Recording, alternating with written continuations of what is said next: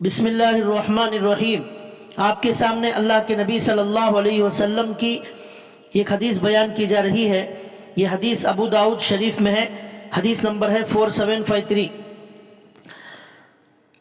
इस हदीस की अरबी इबारत छोड़कर सिर्फ तर्जुमा आपके सामने बयान किया जा रहा है। हज़रत बरा बिन आजिब रज़ी अल्लाह तआला अन्हु कहते हैं कि हम रसूलुल्लाह सल्लल्लाहु अलैहि वसल्लम के साथ अंसार के एक शख्स के जनाजे में निकले।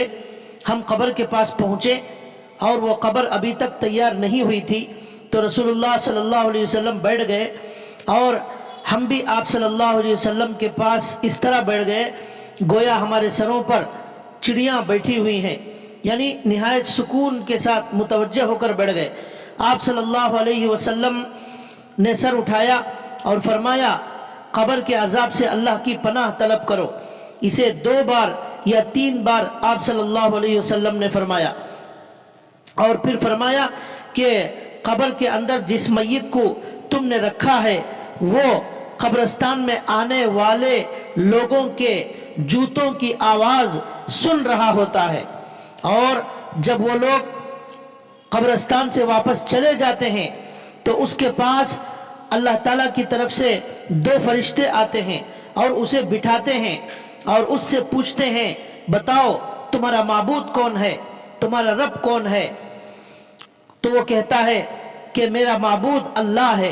फिर वो दोनों उससे पूछते हैं, तुम्हारा दीन क्या है? वो कहता है, मेरा दीन इस्लाम है। फिर पूछते हैं, ये कौन है जो तुम में भेजे गए थे?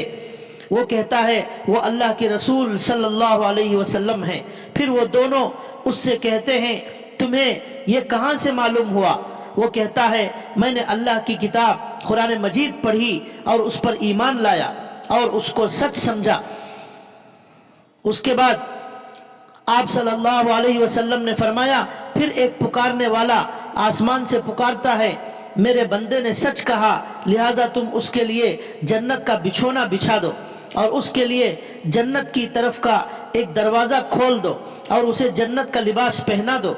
आप सल्लल्लाहु अलैहि वसल्लम फरमाते हैं, फिर जन्नत की हवा और उसकी खुशबू आने लगती है और ता हद निगाह उसके लिए कब्र कुशादा कर दी जाती है।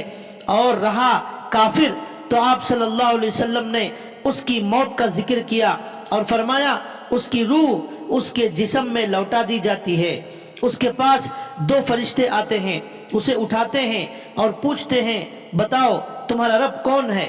वो कहता है, हाँ हाँ मुझे नहीं मालूम। वो दोनों उससे पूछते हैं, ये कौन है जो तुम में भेजे गए थे? वो कहता है, हाँ हाँ मुझे नहीं मालूम। फिर वो दोनों फरिश्ते उससे पूछते हैं, तुम्हारा दीन क्या है? वो कहता है, हाँ हाँ मुझे नहीं मालूम। तो पुकारने वाला आसमान से पुकारता है, उसने झूठ कहा, उसके लिए जहन्नम का बिछोना बिछा दो और जहन्नम का लिबास पहना दो और उसके लिए जहन्नम की तरफ का दरवाज़ा खोल दो। तो उसकी तपिश और गर्मी और उसकी जहरीली हवा आने लगती है और उसकी कब्र तंग कर दी जाती है, यहाँ तक कि उसकी पसलियाँ इधर से उधर हो जाती हैं। फिर उस पर एक अंधा गूंगा फरिश्ता मुकर्रर कर दिया जाता है, उसके साथ लोहे का एक गुर्ज होता है। अगर वो उस लोहे के गुर्ज से किसी पहाड़ पर मारेगा तो वो भी पहाड़ भी खाक हो जाएगा। इतने मजबूत गुर्ज से वो उसे मारने लगता है। चुनांचे वो उसे उसकी एक ज़रब लगाता है जिसको मशरिक व मगरिब के दरमियान की सारी मखलूक सुनती है, सिवाय आदमी व जिन के सब सुनते हैं, और वो इंसान उसके मारने की वजह से मट्टी हो जाता है। आप सल्लल्लाहु अलैहि वसल्लम फरमाते हैं, फिर उसमें रूह लौटा दी जाती है, फिर उसे मारा जाता है। यही सिलसिला उसकी कब्र में चलता रहता है। ये हदीस है, इसका तर्जुमा है जो मैंने आपको सुनाया। इसकी थोड़ी सी वजाहत की जा रही है।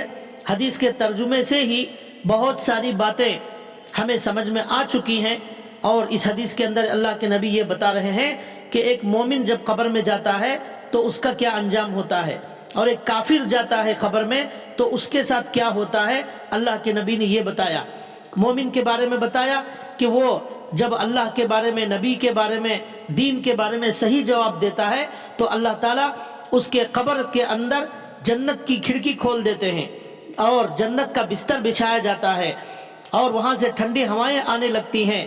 لیکن جب کافر جاتا ہے وہ قبر کے اندر جواب نہیں دے سکتا اللہ کے بارے میں، اسلام کے بارے میں، نبی کے بارے میں، تو اس سے قبر میں عذابات شروع ہو جاتے ہیں اور اسے مارنے کے لیے ایک ایسا فرشتہ مقرر کیا جاتا ہے جو اندھا بھی ہوتا ہے، یعنی اسے نظر نہیں آتا، اور گونگا بھی ہوتا ہے، اسے کچھ سنائی نہیں دیتا۔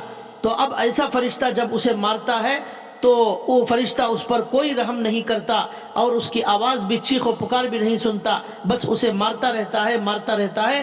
یہی حال، یہی سزا اس کے ساتھ قیامت تک چلتی رہتی ہے اور اس کی پسلیاں ایک دوسرے میں مل جاتی ہیں۔ اور ایک حدیث میں اللہ کے نبی نے فرمایا کہ کافر کی قبر میں 70 سانپوں کو اللہ تعالیٰ چھوڑتے ہیں، اور ایک سانپ بھی اتنا زہریلا ہوتا ہے کہ اگر وہ زمین پر ایک مرتبہ ڈس دے گا تو قیامت تک کوئی زمین میں ایک دانہ یا ایک پتا، گھاس کی کوئی چیز پیدا نہیں ہو سکتی۔ ایسے 70 سانپوں کو چھوڑا جاتا ہے اور وہ اسے رات دن ڈستے رہتے ہیں۔ تو لہٰذا ہمیں بھائیوں اس کے اندر یہ بتایا گیا ہے کہ ایمان والا جب قبر میں جائے گا تو اس کے لیے بڑی خوشخبری ہے، اور کافر کے لیے عذابات ہیں۔ تو معلوم ہوا مرنے کے بعد سے ہی ہمیں ایمان کی وجہ سے راحتیں نصیب ہونا شروع ہو جاتی ہیں، اور کافر مرتا ہے تو اس کے عذابات شروع ہو جاتے ہیں۔ اس لیے ہمیں بہت ڈرنے کی ضرورت ہے اور گھبرانے کی ضرورت ہے اور اپنے ایمان کو مضبوط کرنے کی ضرورت ہے۔ اور قبر میں جو چیز ہمارے ساتھ آنے والی ہے، ہمارے اعمال، ہماری نمازیں، ہمارا قرآن، ہمارا ذکر، ہمارے صدقات اور ہمارے اچھے کام، ان سب چیزوں کو، اعمال کو لے کر ہمیں قبر میں جانا چاہیے، تبھی جا کر ہم وہاں کامیاب ہوں گے۔ حضرت عثمان رضی اللہ تعالیٰ عنہ کے بارے میں آتا ہے کہ جب قبر کا ذکر ان کے سامنے کیا جاتا تو وہ زار و قطار رونے لگتے۔ ان سے پوچھا گیا کیوں روتے ہیں؟ تو انہوں نے کہا کہ قبر سب سے پہلی منزل ہے آخرت کی، اگر اس سے کوئی نجات پا گیا تو وہ آگے بھی نجات پا جائے گا۔ اور فرمایا، اللہ کے نبی نے فرمایا کہ میں نے قبر سے زیادہ بھیانک منظر کوئی اور نہیں دیکھا۔ تو معلوم ہوا حضرت عثمان رضی اللہ تعالیٰ عنہ قبر کے خوف سے روتے تھے، لیکن آج ہمارے اندر کوئی قبر کا خوف نہیں ہے۔